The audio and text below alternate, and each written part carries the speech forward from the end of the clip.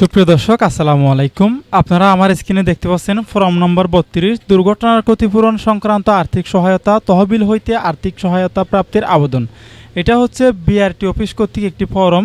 এই ফর্মটি যদি আপনি পূরণ করেন, যেমন দুই ধরনের ব্যক্তি, আহত এবং অ্যাক্সিডেন্ট হওয়া ব্যক্তি আর কি, যেমন সড়ক দুর্ঘটনার পথে আহত যারা হয়েছে তাদেরকেও দিবে এবং যারা মৃত্যু হয়ে গেছে তাদের পরিবারকেও দেবে।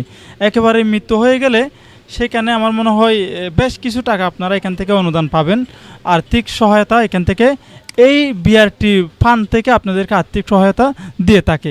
দেখুন, আমরা না জানার কারণে, ফর্ম ফিল আপ না জানার কারণে এখানে অনেক সময় আমরা এই অনুদানটা আমরা পাই না। সরকারের অনুদানে এই ফান্ডের মধ্যে অনেক অনেক অনেক টাকা জমা হয়ে রয়েছে, এটা বর্তমানে ঘোষণা করেছে। তো প্রিয় ভিউয়ার্স, যারা আর্থিক সহায়তা চাচ্ছেন, সড়ক দুর্ঘটনায় অ্যাক্সিডেন্ট হওয়া ব্যক্তি অথবা মৃত্যু হয়ে গেছে সেরকম মৃত্যু ব্যক্তির পরিবারে এরকম যদি আর্থিক সহায়তা চাচ্ছেন, ঠিক আছে, তাহলে অবশ্যই আপনারা এই ফর্মটি পূরণ করে আপনারা আপনাদের নিকটস্থ যে বিআরটি অফিস রয়েছে সেই বিআরটি অফিসে গিয়ে আপনারা এই ফর্মটি জমা করবেন। এই ফর্মে 1 নম্বরে দেখুন, দুর্ঘটনায় ক্ষতিগ্রস্ত ব্যক্তির নাম, ঠিকানা, পিতার নাম, মাতার নাম, ঠিক আছে, মৃত্যু হলে মৃত্যু ব্যক্তির নাম, আবেদনকারীর নাম দিবেন, তারপরে দুর্ঘটনা কবলিত ব্যক্তির জন্মসাল।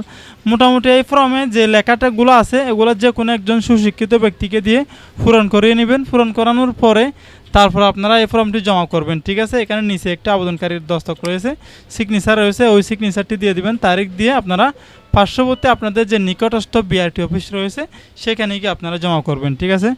আশা করি আপনারা বুঝতে পারছেন। এই ফর্মটি আপনারা কোথায় পাবেন? এই ফর্মটি আমার এই ভিডিও ডেসক্রিপশন বক্সে দেওয়া থাকবে, সেখান থেকে ডাউনলোড করে নেবেন, অথবা বিআরটি অফিসের যে ওয়েবসাইট রয়েছে সেখান থেকেও ডাউনলোড করতে পারবেন।